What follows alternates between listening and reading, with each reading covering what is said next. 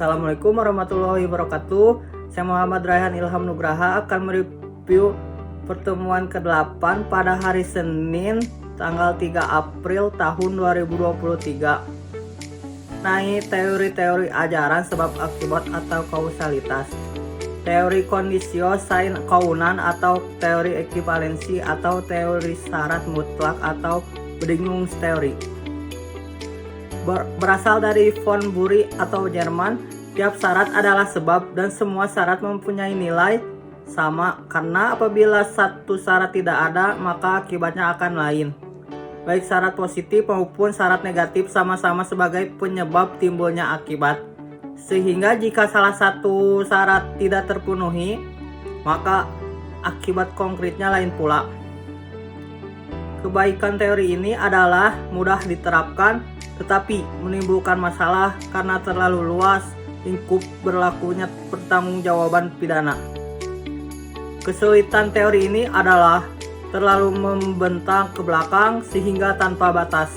B. Teori individualisme mengadakan pembatasan antara syarat dengan sebab secara pandangan khusus atau mengindividualisasi, yaitu secara konkret mengenai perkara tertentu saja dengan mengambil pendapat sesudah kejadian atau post factum in concreto.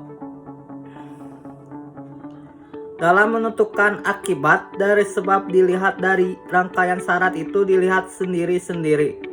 Tokoh atau penganut teori individualisasi adalah 1. Bickmeyer. Sebab adalah syarat yang paling kuat. Kesulitannya adalah menentukan faktor yang paling kuat itu apa ukurannya. 2. Binding. Sebab dari suatu akibat adalah faktor yang menahan negativi dari serangkaian faktor yang unggul atau positif.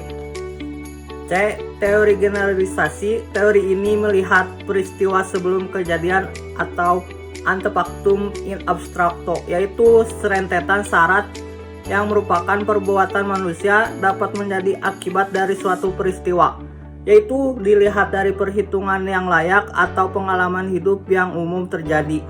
Menurut teori ini harus dicari sebab yang sama adekuat untuk dapat menimbulkan akibat yang bersangkutan. Oleh karena itu, teori ini disebut teori adekuat. Ukuran dari teori ini adalah keadaan atau kebiasaan sehari-hari dari kejadian yang muncul. Persoalannya adalah apa yang menentukan bahwa sesuatu sebab itu layak atau cocok untuk menimbulkan akibat. Untuk itu diperlukan ukuran yang didasarkan pada A. Penentuan subjektif. Yang dianggap sebab adalah apa yang oleh pelaku dapat diketahui atau diperkirakan bahwa apa yang dilakukannya itu secara umum dapat menimbulkan akibat seperti itu. Jadi, pandangan, pengetahuan, pelakulah yang menentukan akibat dari suatu sebab. Tokoh pandangan ini adalah von Christ. B. Penentuan objektif. Yang dianggap penentuan sebab adalah keadaan. Kejadian adalah pengetahuan hakim yang didasarkan pada suatu keadaan yang secara umum dapat diketahui. Teori kausalitas dari von Christ. Teori adekuat kausalitas adalah bukan teori kausalitas yang murni, karena yang menjadi ukuran sebab dari suatu akibat adalah pengetahuan pelaku yang dapat mengira-ngira atau membayangkan akan terjadinya suatu akibat. Teori kausalitas dari teori tentang kausalitas yang dianggap paling mendekat kebenaran adalah teori adekuat atau kausalitas.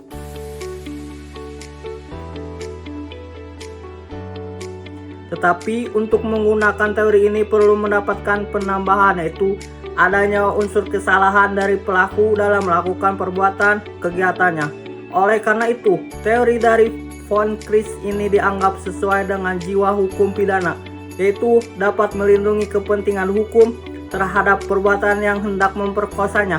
Atas dasar itu, hukum pidana harus membuat pagar aturan terhadap tindakan perbuatan yang mendatangkan kerugian. Kelemahan teori ini adalah terlalu banyak menggunakan istilah yang tidak terang, kurang jelas seperti kata-kata kadar, Biasanya, pengalaman manusia pada umumnya. Teori kausalitas dalam hal tidak berbuat muncul dalam delik omisi dan delik komisionis per komisionem komisa, yaitu delik yang dilakukan dengan cara tidak berbuat terhadap hal ini. Ada beberapa pendapat, yaitu tidak mungkin orang yang tidak berbuat akan menimbulkan akibat. Pendapat IPA. Pendapat ini tidak dapat dipergunakan dalam IPS, khususnya ilmu hukum pidana. Ukuran dari sebab adalah perbuatan yang paling positif yang dilakukan oleh pelaku. Sebab adalah sesuatu yang dilakukan. Jadi teori ini juga tidak dapat diterima dalam hukum pidana karena bukan yang paling positif yang menjadi ukuran, melainkan yang ada hubungannya antara sebab dengan akibat. Sebab adalah perbuatan yang mendahului akibat yang timbul. Teori berbuat sebelumnya, contoh penjaga wesel atau rel kereta api yang menyebabkan kecelakaan kereta api karena tidak memindahkan wesel ketika kereta lewat. Menurut teori ini, yang menjadi sebab adalah apa yang dilakukan oleh penjaga atau tugas wesel tersebut. Teori tidak dapat memuaskan karena tidak ada hubungannya antara jabatan dengan akibat yang timbul. Seseorang yang tidak berbuat dapat disebut sebab dari suatu akibat. Apabila pelaku mempunyai kewajiban hukum untuk melakukan suatu perbuatan, kewajiban hukum tersebut merupakan suatu norma yang hidup dalam masyarakat, tertulis atau tidak tertulis. Menurut teori adekuat, suatu syarat dari akibat adalah suatu keadaan konkret dapat mempunyai kadar nilai dari sesuatu yang terjadinya atau sebab. Sekian dari saya. Wassalamualaikum warahmatullahi wabarakatuh.